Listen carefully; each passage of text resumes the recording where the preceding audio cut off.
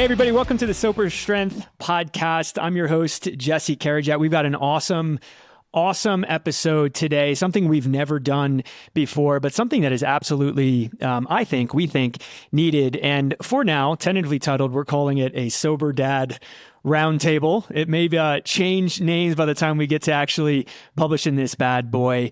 But I want to welcome two awesome guests to the show to come here with me and just unpack all things parenting and dadding, if that's a word. First, Cody, you want to introduce yourself, buddy? Yeah, my name's Cody Baum. I currently live in Georgia. I work as an anesthetist at a hospital. Been a single dad for as long as I remember. Got a 10 and 12-year-old, so I always tell everybody I'm a girl dad. Rainbows and unicorns over here. And Cody goes by Super Rad Sober Dad on social media, which is an awesome channel for anybody, any parent that's just looking to kind of, lead a good life, especially as it relates to substance abuse. And that's how Cody and I got in touch. And then someone who's familiar to the show, Justin I'm gonna hop off right now if you don't do it right, Josh. Justin Mazar is original founder of the podcast, co-host. How you doing, Justin? Amazing. So happy to be back here with you guys. Again, for those who haven't heard my annoying voice and seen my ugly face yet, my name is Justin Mazars. I am also a proud fellow girl dad. Had two wonderful little creatures, 8 and 6, Addison and Kinsley, and a beautiful wife to top it all off. I've been with her for a little over 10 years. So we've been doing this parenting thing together, and I will say we don't know what we're doing yet, but we're trying. So I will kick it back over to you guys. Love it. And I was chatting with Cody offline before, and I said the purpose of this episode is not to provide solutions, but just offer just open, honest, transparent dialogue around parenting and being a dad or being a mom, and how do we do life well and do it healthy, and through the kind of through line of mental health. And for us three men on this episode, managing substance use, particularly alcohol and wherever that goes. So that's what we're going to talk about. And I'm very fortunate in that we've got questions from the Sober Strength audience that have been asked over the last 6 months or so around parenting or dadding. I'm going to try that out a couple more times. Dadding, right? Because that's what we're going to talk about. But we're going to use those questions and just kind of have a fluid conversation. I'll kick us off with just setting context before we go into the first question. And I'll do it like this. Parenting, it can be rosy and fun and lovely and amazing and rewarding. And we all know that, but it can also be incredibly challenging. It can be challenging emotionally. It can be, tactically challenging, just being able to do all the things that you want to do as a person every day while still tending to your children and your spouse or your partner, if that's applicable, and just meeting your own needs too. So it's really, really hard.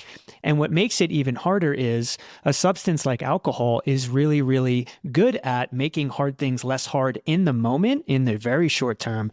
But chronically, as we all know, depending on alcohol to manage life can become very, very disastrous for our health and our lives and our relationships. So because parenting is hard, yes, and alcohol is good at making hard things less hard, that's why so many parents in particular wind up developing substance use disorders or substance misuse disorders. So with that as kind of the context to dive into this conversation, I think I'll pull out the first question. And guys, I apologize. This is what I do, but I'm going to go out of order from the questions I gave you. And I'm going to start with you, Cody, if it's okay.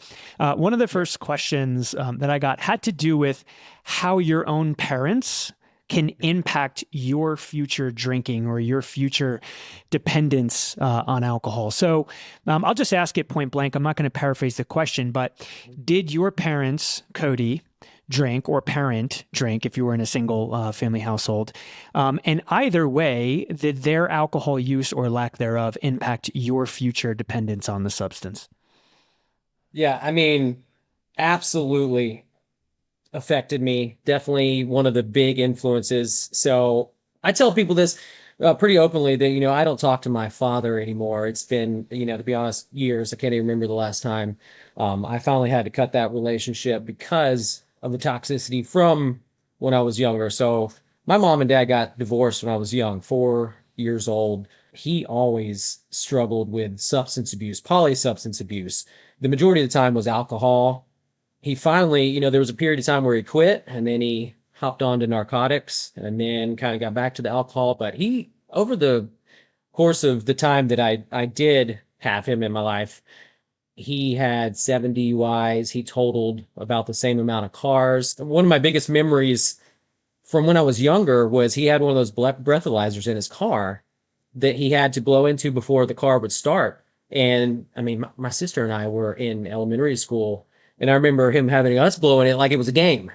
Oh, you got to do it at a certain beat, long breath, couple short breaths for the car to turn on. And as you're a kid, you're like, oh, this is fun. We got in a terrible car wreck when I was in third grade with him, fall asleep. He fell asleep at the wheel taking us to school. And at that point, I remember as a kid thinking, oh, Daddy's really tired in the morning.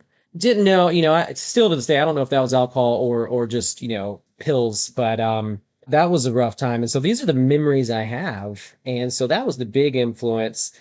But I always tell people, you can go two paths, right? You can have that as an example of what to be and what you don't want to be. And growing up, I always took it as example, like I wanted to not be my dad, as much as I could. Like everything I've done, like I wanted to succeed. And then when I had kids, I wanted to, be there for my kids. And the struggles with alcohol kind of came on slower. I didn't expect to kind of struggle because I saw all that growing up. I never wanted to be like that. But then these past, couple years, I started noticing I was really struggling. And like you said at the beginning, it sometimes parenting is such a stressor that I think parents do struggle a lot because, come home, have that glass of wine, like wind down, sit on the couch. And that was me. And I think it came on pretty slow over the last couple years until I'm like, man, that's where I reached a point where I kind of started scaring myself, where I saw bits of my father. And my whole goal was to be the opposite of that. So I think it is a huge influence, when you talk about nature versus nurture and just kind of what you grow up seeing. But, we also grew up in a town where, drinking in high school was very popular, at a young age. I mean, I got drunk at the first time at 14. That was with my father on a trip to the Bahamas. I mean, looking back at some of the things, I'm like, I can't even remember. My daughter's 12. I'm like 2 years. 2 years, bro. Yeah. Yeah, Two years would be the time that I got like wasted off in my, like beers and liquor at 14. Yeah, no wonder like I messed up some, some kind of like neural pathways before they were formed. Yeah, I think about that all the time. What damage did I do? Hopefully reversible when I was younger. Yeah. Hi, I'm Jesse Karajat, founder of Altum Fitness, where our mission is to help you break free from unhealthy habits and mindsets to find true physical and emotional fitness.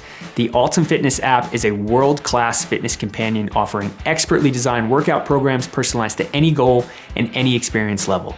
By joining this community, you'll gain access to top-notch expert training programs, nutritional guidance, habit change programs, and so much more, all tailored to help you achieve your unique goals. By joining Altum Fitness, you'll also gain access to our exclusive companion community, the Altum Tribe. In the tribe, you'll find access to expert coaches, habit change programs, live challenges, events, and so much more. It's a space to connect, learn, grow, and be motivated as you navigate your fitness journey. For one low monthly subscription, you'll be granted full access to our fitness app, community, exclusive challenges and content, and so much more.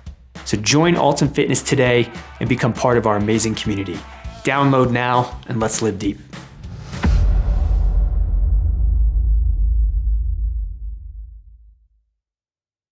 Justin, what about you, buddy? So, I mean, drinking with my parents, it was always there, but it was always in like a social aspect. There was never an issue. I don't even remember the first time I ever saw my parents drunk. I think it was after I was in my late 20s or something. But my dad owned his own business. He was a blue collar guy, had his own masonry business for a long time. So, I mean, he would come home from work and have a couple, Bud Ice was his weeknight go-to. And like, that was just, and he never was slurring his words or like anything. So like, I kind of just thought like that was what you do as a kid. Like my mom would have a glass of wine, maybe one night, every other night, but it was never more than that.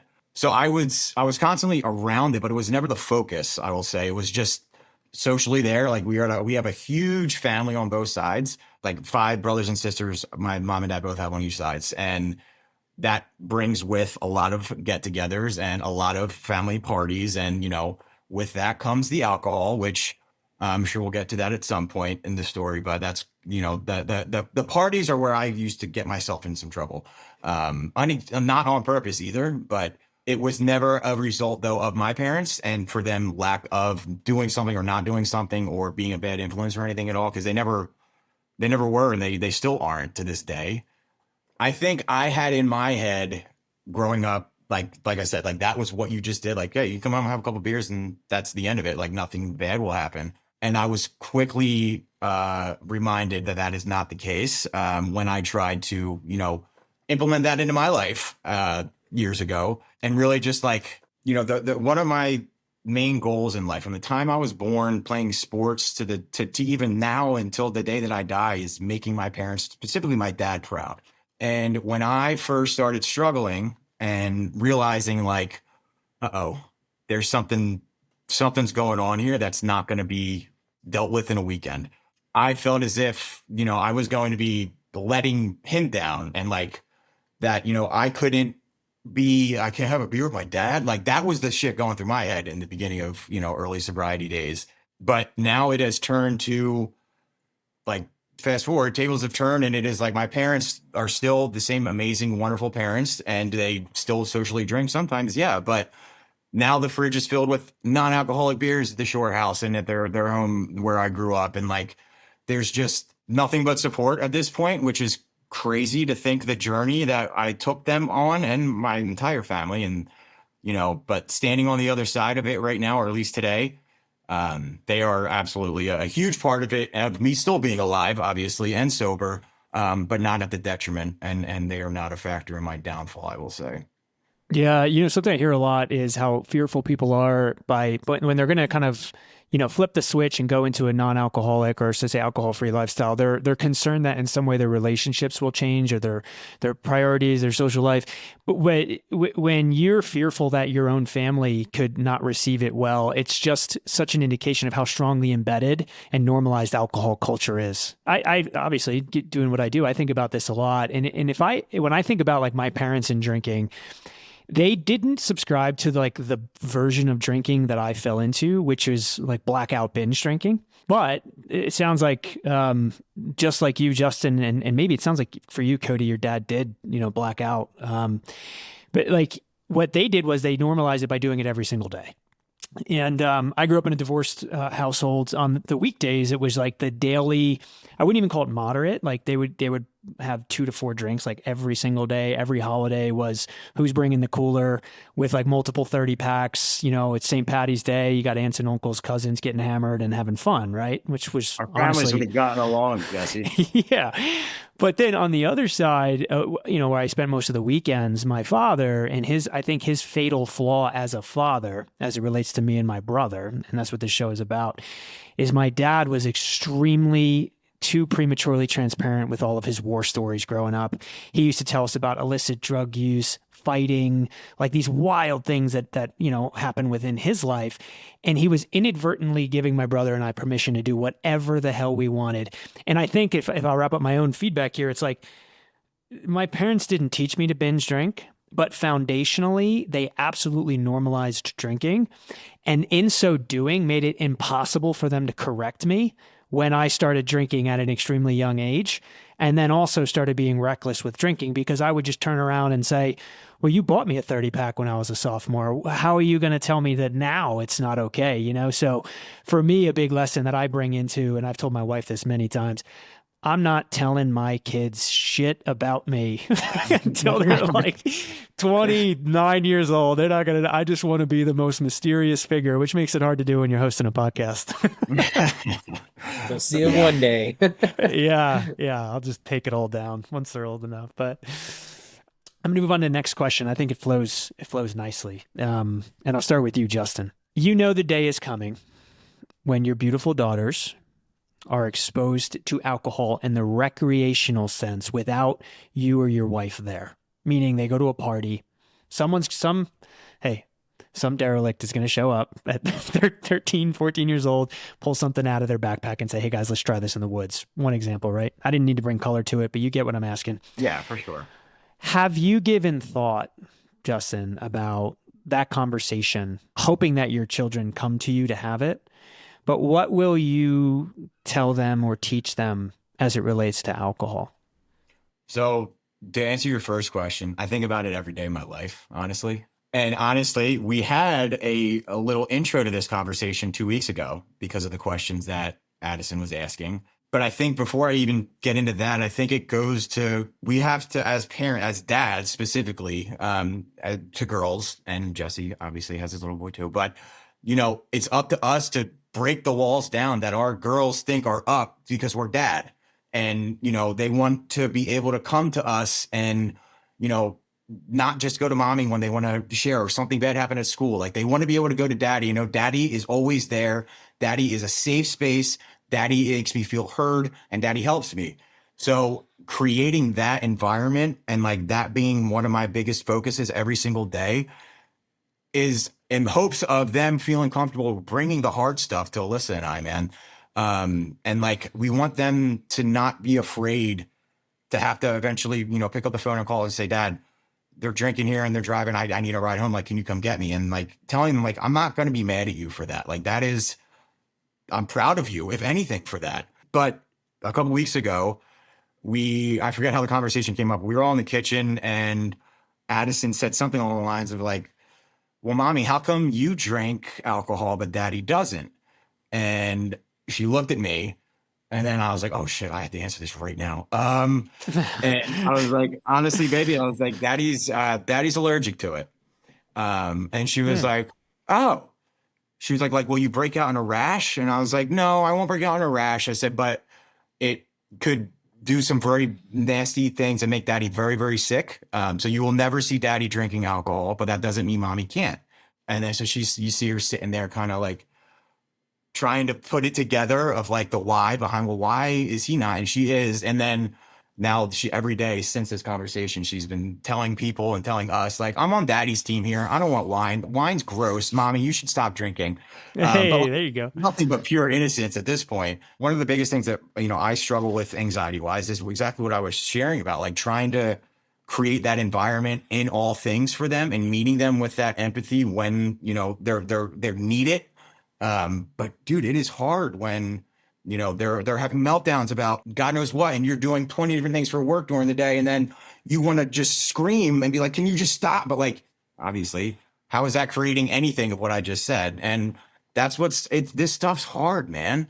And it's not supposed to be easy, but damn it, is it rewarding when, it's, you see the fruition of everything just come to life in your kids and like, I don't know. I feel like I got a follow-up question for you here. It's not a challenge. It's curious, but you sort of lied, right? Because you don't have a medical allergy. I mean, I could stretch that and say, yeah, I'm allergic. It turns me into a moron and I do stupid things. Therefore I'm allergic to it. Allergic. I break out handcuffs. Yeah, I break out. Exactly. But I started to use strong language, Justin, but like, why did you choose to go that route, the allergy route versus whatever other route maybe that I would take or that Cody would take? We'll explore that in a second.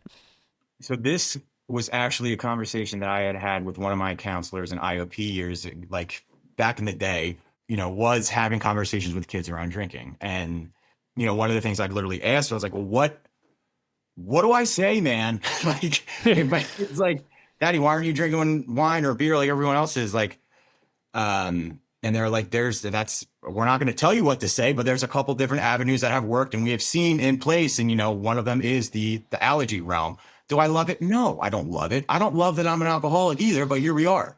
Could I have worded it better? 100%. Was I expecting that question? Nope. Did I think I did a good enough job of painting a picture for her that now she has some level of a foundational knowledge of daddy is not going to drink and that's okay? Yeah. I think so. So, now it's up to me to continue to live by my morals and standards that I've instilled and like continue to be that empathetic, caring dad in all things so that it's not just about the alcohol and them coming to me if somebody's bringing them booze, but it's everything, man. And that's what this whole dadding thing's about, in my opinion, is I don't want to just be the dad for certain things. I want to be there for it all. And I want my kids to feel comfortable enough to come to me with it all. Yeah, well said. And coming to you, Cody, and I'm just going to expand on the original question to add a certain element to it. What Justin just wrapped up there and said there, I would think that any responsible, loving parent would say the same thing, which in my words is, I want my kids to come to me with these challenging questions. I want there to be trust, and they'll know that I'll be direct, but it'll be loving. There might be some discipline, but how do you tell a kid, this thing is wrong, don't do it? But if you do, it's okay to tell me. That's complicated. Try to factor that in, Cody, to your own answer to the question. Like, yeah, I want to know, like, what are you going to tell your daughters, especially because they're getting older, right? But like, and then also assuming that you relate with that, like, how do you navigate that? Where like you can trust me to tell me these hard things that I might actually, you might be in trouble for. That's man. You guys both put it perfectly. Like Justin said, I mean, I want to use the word dadding too. We're going to make this a thing. Dadding, parenting, it is hard. And what I tell people all the time is that, I mean, I have no idea what I'm doing. Like, I'm just winging it as I go. I think we all are. I mean, you get a little better when you have the second kid. Like, okay, I've learned some of this stuff for this one. But, the first one's just total, winging it. You can read the books, but every kid's different. I mean, I was going to point out that, you said you want to be a mystery to your kids. You're not telling them shit. I'm kind of past that point. I think I've told them some stuff already. So I'm kind of going into that realm of like total honesty, which I think it even connects to the first question you asked though, is about like, how were you raised? How were your parents? How was that nurturing environment, growing up? And because of the way I grew up, I had a family that was just completely secretive. It was always these little white lies about everything. People wouldn't even tell you they don't want to come over if like you invite them over. Instead of just saying, no, I don't want to come over. It's like, I don't feel well, I got a stomach ache. And so I wanted to have more honesty between myself and my daughters. And, like Justin was saying, is that I think it's just nurturing that relationship so that I can trust them at that point. Whenever these situations do come up, that they trust me enough to come to me first, and it's tough because I told you I took a different approach when I'm newly sober, but definitely a newbie compared to you guys, but going on 3 months, and the day I decided like I'm done, I did talk to them about it because for me and the way I grew up with my father, his problem was that not once did he ever admit he had a problem. Not once did he ever seek out help, but it's like, he had to know. Cause I mean, when I was struggling before I finally, decided to make a change, I had the thought all the time, man, I got to quit drinking. I got to quit drinking. I got to quit drinking. And I've known I've had an addictive personality for a long time, but, my father never ever, talked to us, never admitted he had a problem. It was always somebody else's fault, even if we would bring things up or we don't like this or this is scaring us. There was never any conversation about it. So with my daughters, when I finally made this decision, I talked to them and I told them a little bit about my past and my father, because they've never met him. When they were babies, but they don't remember him. And so I told him a little bit about my father and how I grew up, and just told him that, that's not what I want. And I don't want to be that kind of example for them. And that I told them that I do struggle with alcohol, and that they are reaching that age, 10 and 12, middle school, where the things they hear every day. And that, like I said earlier, with being 14, I mean, I remember myself in middle school. And I think the things they're learning these days, they might even be ahead of the game and probably know a lot more than I even think they do. So I'm trying to stay ahead of it. I think I'm behind the ball a little bit, but that's why I'm trying to create a culture of honesty between them.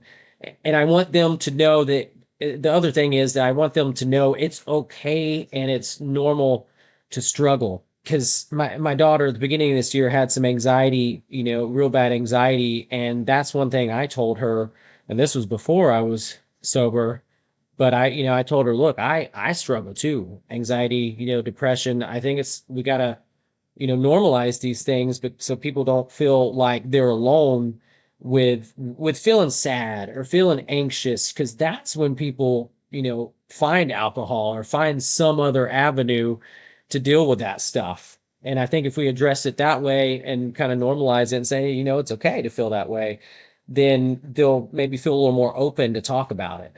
I'm completely aligned with both of you guys, and I want that so desperately to have that relationship as well with my daughters, where they feel like they can trust their dad to talk about pretty much anything. And I think it's complicated how to build it, like tactically. How do you build that? I think it only happens day to day to day to day to day over the course of years of being an open and honest and trustworthy, consistent dad. But I'll just add one little wrinkle into the conversation, is that in my view, actions speak so much louder for this particular conversation. And if I'm in a household where mom and dad are, having wine and or a beer with every single dinner, you are telling them subconsciously that this is what you should do. This is the norm.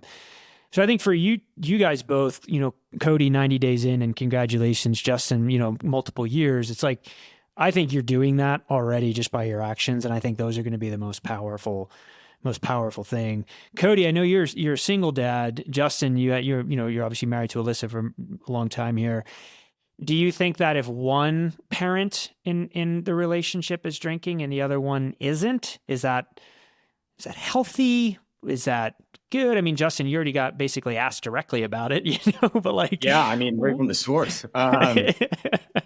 So I'll answer that first, Cody, if you're cool with it real quick. I think, obviously everyone's situation and scenario is going to be different, right? But in my scenario, Alyssa, my wife, made the choice to, pump the brakes on her. She never had anything close to a drinking problem. But she made the choice to pump the brakes on her drinking around me, like at all, I don't even know how long it was. It was the majority of the first year of my sobriety. And through, marriage counseling, through step work, through every kind of therapist and doctor that I could see, and, just literally try to do all of the homework that I needed to in order to be okay with, hey, I can't, but she can, and that's okay. And now we're at a place where we had a date night last night. We went to Redstone, and she had her Dolly pineapple martini, and I had my Heineken Zero, and it was the best date night we've had in a long time, man. Shout out to Redstone, Marlton, New Jersey. Yeah, I've been there. Chocolate chip cookie sundae, skillet for dessert. Whoa! I didn't go that far, but you do you. Well, you should go way past it, my friend. Go ahead. Sorry, I took you off track there. But, I was already going off track. You're good. But you don't think it's an issue, is what I'm hearing. I think it depends on, what the conversations are around that and what the intentions are and attitudes are behind it. Like if it's a combative, like, you can't drink, I can, like, obviously that's not going to be conducive for anybody. But if it's meant to be in a way to move forward together and everybody is aligned and, it is not a trigger for the person who's in recovery, like, so be it. Like, if anything, that makes me feel less crazy for having a drinking problem, being able to be around people who are able to have it. But obviously it took me plenty of years to get there to the point where I'm saying that. Yeah, I want to say this too. Obviously I've been doing life with you for a while now, Justin, and we've hung out as couples, and you're not drinking, and Alyssa will be, and you guys do it so effortlessly, and you have such like an open and awesome relationship about it, and there's no tension or friction whatsoever. And I think it's a perfect example of how to do that right. If two parents have just different preferences, that's all it comes down to, different preferences, and maybe that's a good thing to show our kids that, like, look, you can do it healthy, or you can not do it, but either way, no big deal. Just don't be reckless with it, right? But I will say the amount of unhealthy ways of trying to do it to get to where we're at today, trust me, I continue to have to learn the hard way. Roger that. But yeah, no, we are now. Hey, that's why I stand by the comments of, it's a family disease. It's not just me. It's not just you. It's everybody, man. And they're just as much a part of this as, we are. Yeah. Yeah. Cody, you have thoughts on that? Yeah, you guys hit it on the head. I think that what's important is that everybody else is supportive, of your choice. I mean, for me, it's about being open, and I think that's the missing piece that I needed to finally stay sober is telling people, and kind of like you were saying earlier, people probably have that question all the time, like, oh, what are people going to think? Or my family going to, not hang out with me? Friends not going to hang out with me if I'm sober? And that scares people. But once you do, you realize that, I mean, people that are going to support you, they're going to be there. If they're your friends, if they're your real family, they're going to support your choice and be there for you. And on, another note, I mean, yeah, I'm single, so I can't, talk about the, relationship side of it, but it's interesting, like dating, I have had people ask, because I'm very open about it, that I'm sober, and people have asked me like, hey, are you okay? Like I do, have a glass of wine every now and again. And I tell them like, that's fine. I think it's, the line, like if the other person or their, your partner also has, unhealthy relationship with alcohol, that's where the problem comes. But if you decide not to drink, but then your partner has a, healthier relationship, then I think that's okay. And it, like Jesse said, I think it's a good example for kids to see both sides. Like, oh, look, they can have one drink and they stop.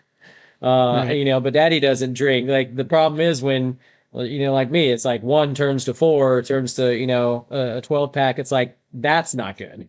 I think it's really important to highlight what you said about being brutally honest was what was keeping you back from maintaining sobriety in the past. And like, that is so true. And like, I resonate with that incredibly. And I mean, Jesse was with me before I even thought I had a problem till to today. And like, I genuinely don't think there's any other way but being honest about it, because I can't expect others to be honest with me about everything when I can't even be honest with myself. And like, dude, I went from hiding in a corner from it, scouring away from it, to literally getting it tattooed all over my body, because I want to have these conversations. I want people to ask me like, what does that mean? And then get into like, oh, actually 5 years ago I almost died, but let's talk about it.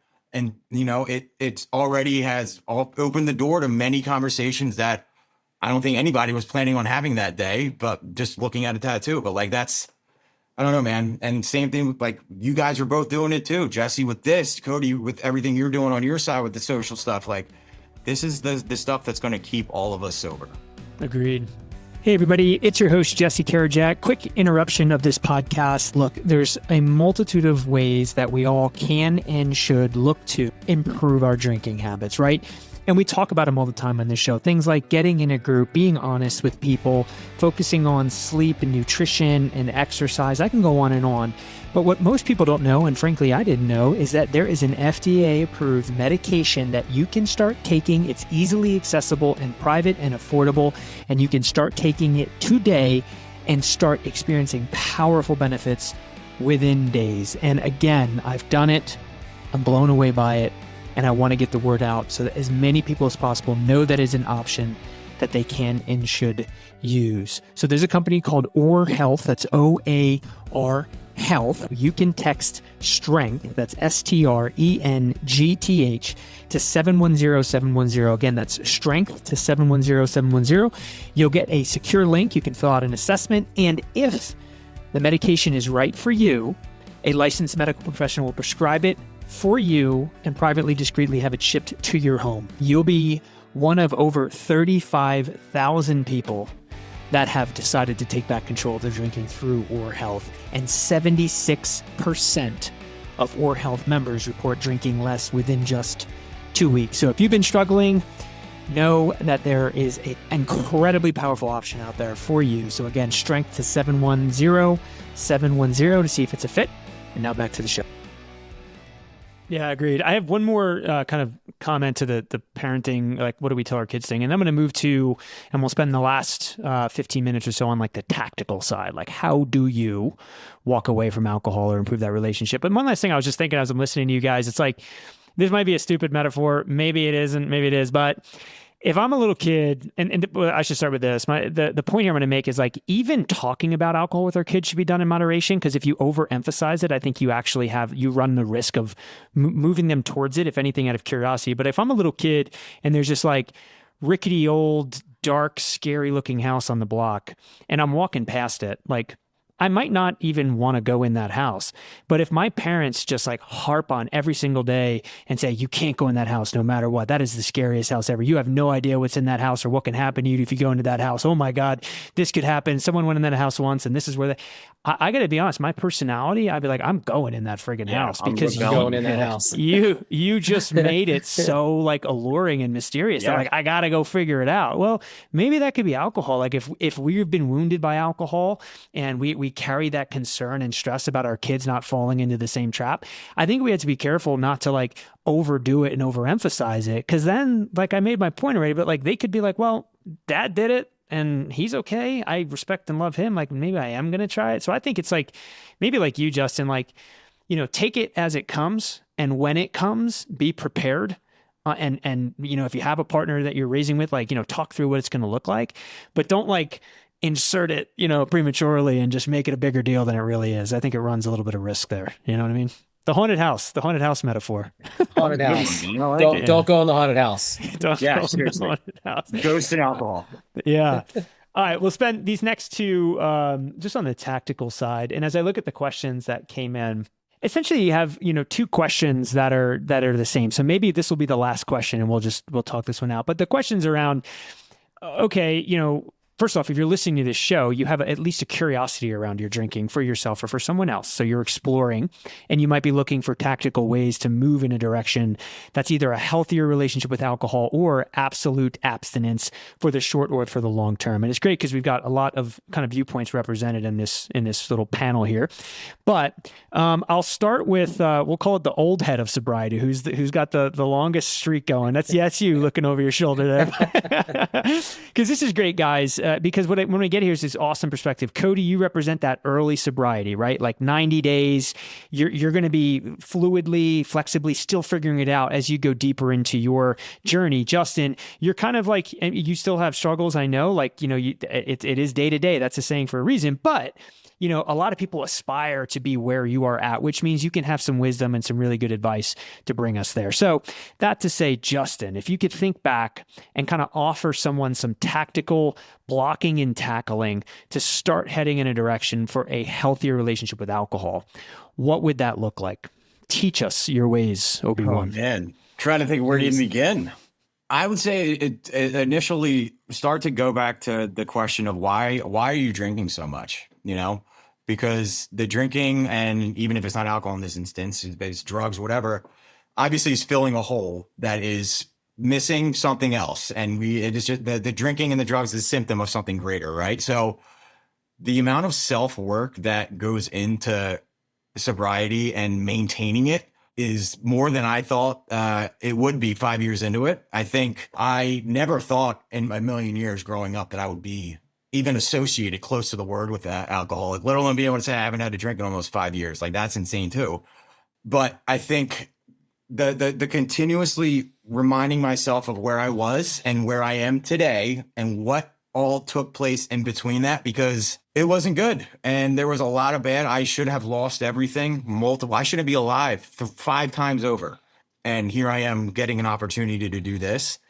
And it's, continuing to stay plugged in, because, and you hear it all the time for a reason from anybody who's sober. It's like, you got to have your network and you got to maintain it and you got to stick with it. Whether that's, I don't know if it's AA or if it's just your circle, if it's this kind of stuff, nothing can ever replace the genuine connection of a fellow sober network, who are like-minded and in the same place as you are, and totally understanding that like this shit isn't going to get easier, but we're going to have the tools that we need in order to be able to wake up every day and put the demons in the backseat and drive the car, because it didn't always used to be like that. And remembering back to that, as scary as it is insanely helpful for me, because I know where I don't want to go back to. Justin, in 5 years, which season of that stretch was the most difficult? Year 4. Why? Year 4 was the hardest. I think life happened aggressively for many different reasons. Work stuff happened. Alyssa ended up losing her job, sickness, death, literally. Friends passed away from this disease. And it was a lot of anxiety came to a head. And I, continued to maintain my sobriety. I didn't honestly, this was the first year in the past 5 that I thought I might have lost it. And I genuinely was concerned, but that fear was enough to, continue to know what I needed to do and stay doing what I was doing. When you don't think it's going to get worse, it's going to get a lot worse a lot quicker. If you think you have this shit wrapped up and you're in control, that's when the relapses come a lot quicker than I can even finish this sentence. What if I could just drag you a little bit deeper, when you say like you thought you were going to lose your sobriety, it sounds like there were some near misses, but what did those moments or those stretches actually feel like? Like how did you know that you were close to going backwards? Man. During year 4 was the first time in my entire life that I've ever said the words to anybody, I want to kill myself or somebody else.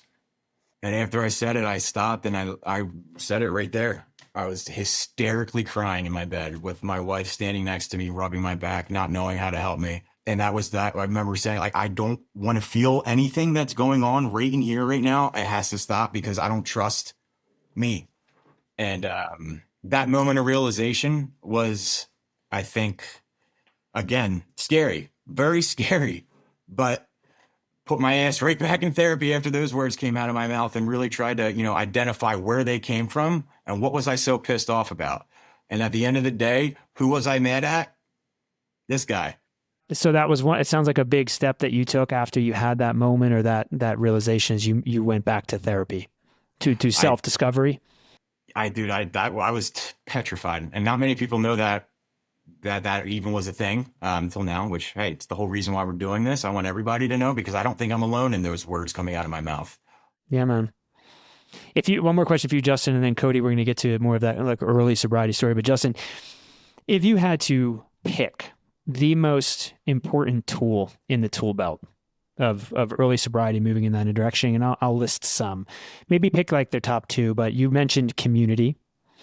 We've talked about honesty and transparency. You specifically just mentioned therapy, which is self-discovery, addressing the inner kind of core there.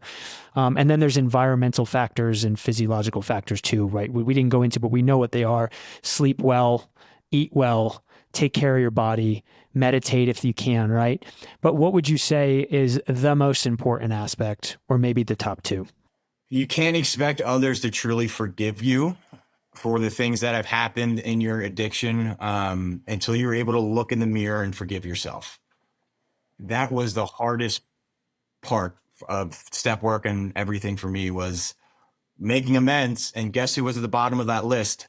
Making amends with myself. And I avoided that like the plague, man. But you're not gonna make it unless you have a reason to, and that reason is you better love yourself and you better love God, because those are the 2 things that are going to keep you going when nothing else will. So I would say a relationship with God and knowing what it genuinely means to walk with him and not trying to play him and controlling everything because we think we can handle it. And then, yeah, there's the list goes on, but I don't want to eat into Cody's time. So yeah. And Cody, let's pivot to you, man. So you made this decision not that long ago. Yeah. And 90 days, congratulations. That is a feat. That is a huge feat. A huge feat. Yeah. How'd you do it? Starting, kind of talking about what was, the toughest. This past month has kind of flown by. The first 2 weeks flew by. I will say the second 2 weeks of that first month was extremely slow. And I'm like, man, it's not even been a month without a drink. But now the second month has kind of flown by. But the way I did it, and I tell people, is, I mean, as cliche as it sounds, and it's, not so easy as maybe it sounds to say, but it's like I had to have a mindset shift. And this isn't the longest I've ever been sober. At the beginning of this year, before I started drinking again, I went 4 months. I didn't drink from January to April. And this is something that I've always done. And even my family has known it, come January, I usually do a dry January, but I'll let it go a couple months. And I've always been able to do that.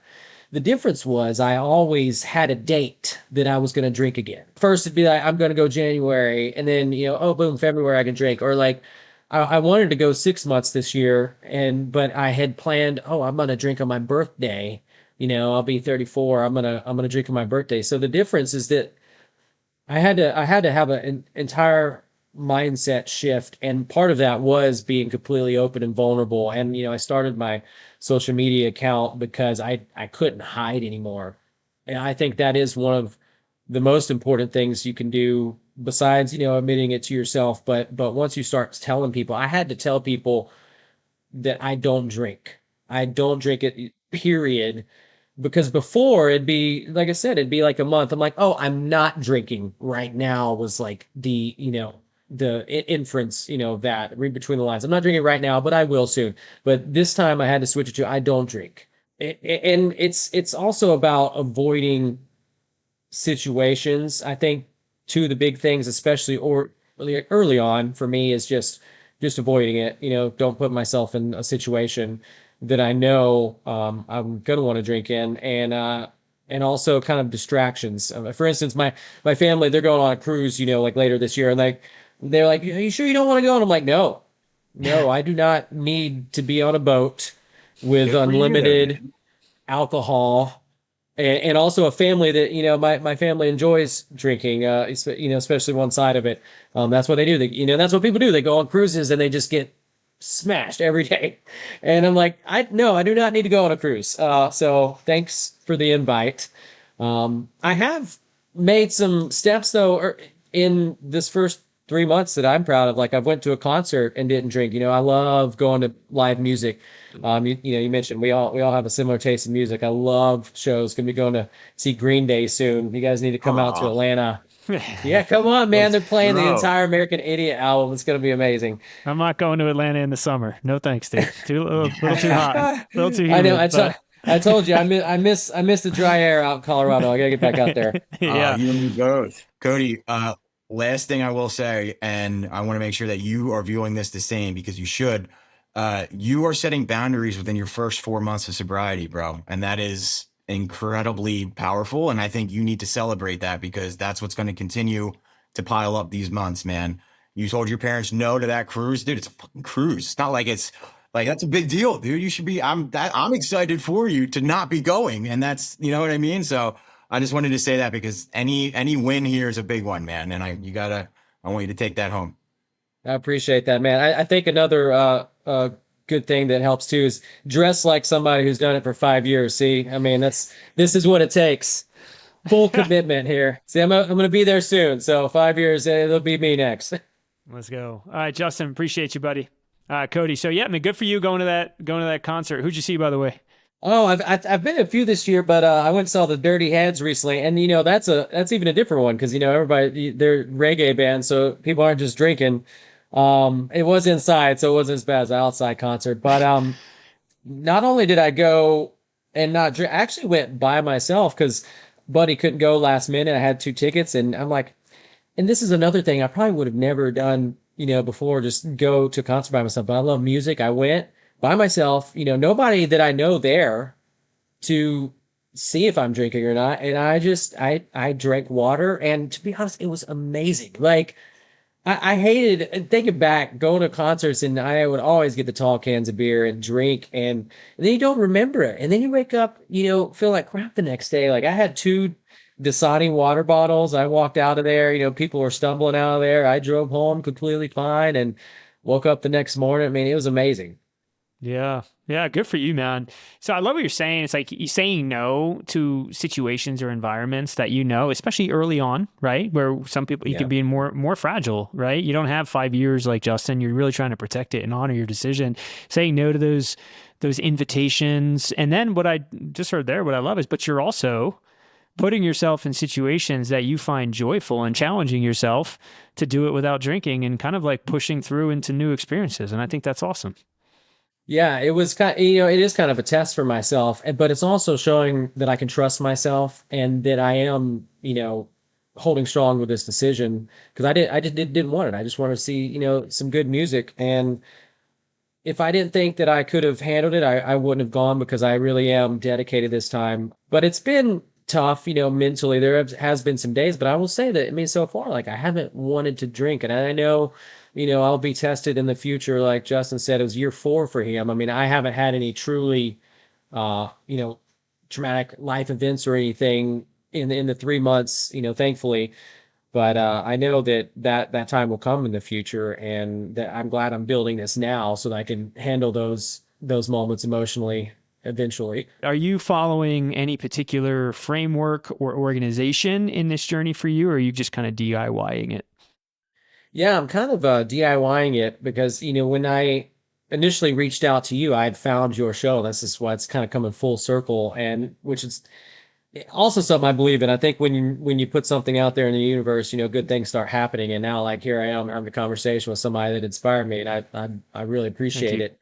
Thank you. Um, but that's one thing that really kickstarted this is because I did not identify with the AA way of thinking. And that's kind of something that I think stopped me from getting help for the longest time because I didn't really identify as an alcoholic. I knew that my kind of traumas were deeper on a personal level, and I think it's that I needed to deal with, and I just latched on to alcohol.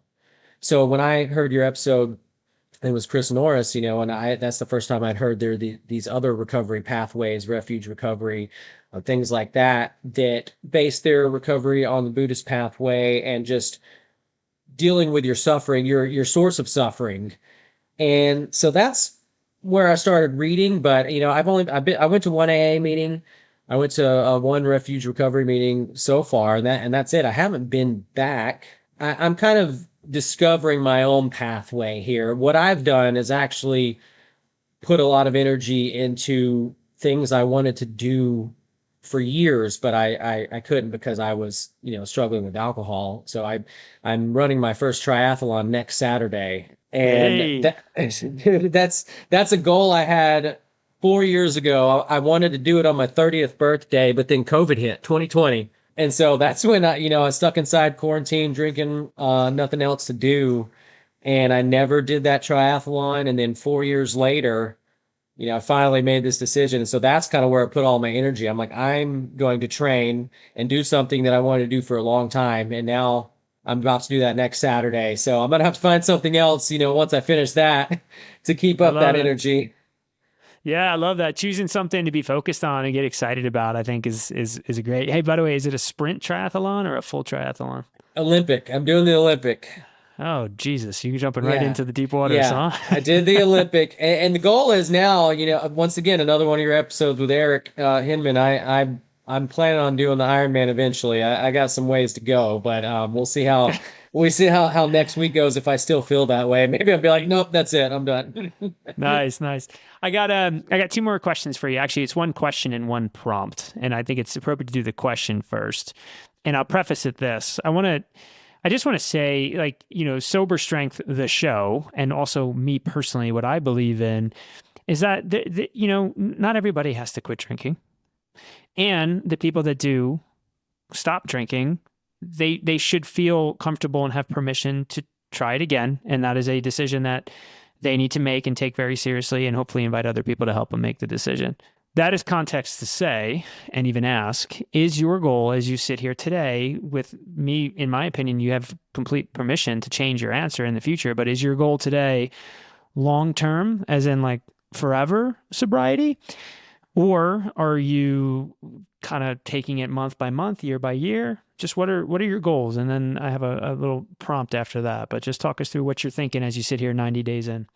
Yeah. 90 days in, I'd say my goal is to never drink again. And like you said, I guess I could reserve the right to change that, but right now I feel great. I love, being clear-headed every day. I love the, relationship I'm building with my daughters because, when I was drinking, there was just little patience and anger that I wasn't addressing. And now I'm definitely more patient. That's a huge thing. Once you get that alcohol out of your system, just patience, a lot of more understanding with them, and I love that. And they're at such a crucial age with this preteen, middle school, going into high school. I mean, this is the time that I, started building some of these relationships with alcohol when I was younger. So I want to be clear headed for that crucial time. After that, I don't know, because I do say, it's sad but this is the culture of alcohol. The things I worry about is like, oh, am I not going to have a drink with my daughters on their 21st birthday? Or like, oh, if we, I want to go to Germany because my ancestry is German, and like, oh, am I not going to have a German beer? But that's why sobriety is hard. There's so much like that, but right now I don't want to drink. I don't, want to go to Germany and Amen. drink. I'd rather visit a castle or something. Yeah. So Yeah. I'm Yeah. saying forever. I like it, man. I love it. I love it. And I heard recently your why should make you cry. And your why is a parent, and it's inspiring, right? Like you're so committed to your daughters and creating an environment for them, so that they can grow up and be healthy and happy and functioning, and probably avoid some of the pitfalls that you fell into, and certainly your father did. And your heart comes through in all that you do and the content that you create, and even in the confines of this conversation, right? And that is a question to ask, and I'm going to put you on the spot here, Cody. This roundtable is about parenting and parenting well for the sake of our children and for ourselves, right? So that we can feel proud of how we showed up. If you could say something to your daughters, let's just say we'll pick a year, but like that they watch 10 years from now, because they'll be in their 20s, pushing into their 20s, what would you say? I tell them that, everything that I did was for them. Every decision I made, and whether or not it was perfect, every decision I made was with them in mind. And I made a lot of mistakes, but I will always be there for them, and I will always try to right any wrongs that I have done. And just to know that, I love them more than anything in this world, more than myself, and that I'll always be there for them. And that's everything that I've done. Like I said, it's just up until this point is for my kids, and especially sobriety. I mean, it's for myself, but it is for those girls, because I had nights just go to bed crying my eyes out for the example I was making, and I knew I could be better. Yeah. Well, you're a good man and you're a good dad, and any mom or dad listening is saying amen, because that's exactly what we all want to say to our children. And I think even more importantly, that's how we all want them to feel and look at us as parents. And that is the best way to close out this sober dad or sober parenting yet to be named roundtable. So awesome conversation. On behalf of Cody and Justin, myself, we certainly hope that this conversation was thought-provoking, inspirational, perhaps enlightening and motivational, because that's our intent here. So on behalf of Ultimate Fitness and Sober Strength, thanks so much for checking it out. Live deep, everybody. Cody, thanks for being here, bud. All right, thanks, buddy. Have a good one, man. All right, everybody, that's the show, folks. Thank you so much for tuning in to the Sober Strength podcast and spending some time with us today. We've got a favor to ask. If you enjoyed the show, would you please consider subscribing to the show and even leaving a rating and review? That simple act drastically helps us reach more people in our mission to help them live better, longer, healthier lives.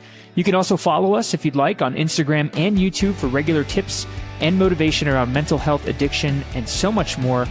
Know that your support fuels our brand and is greatly appreciated. So until next time, stay strong and live deep.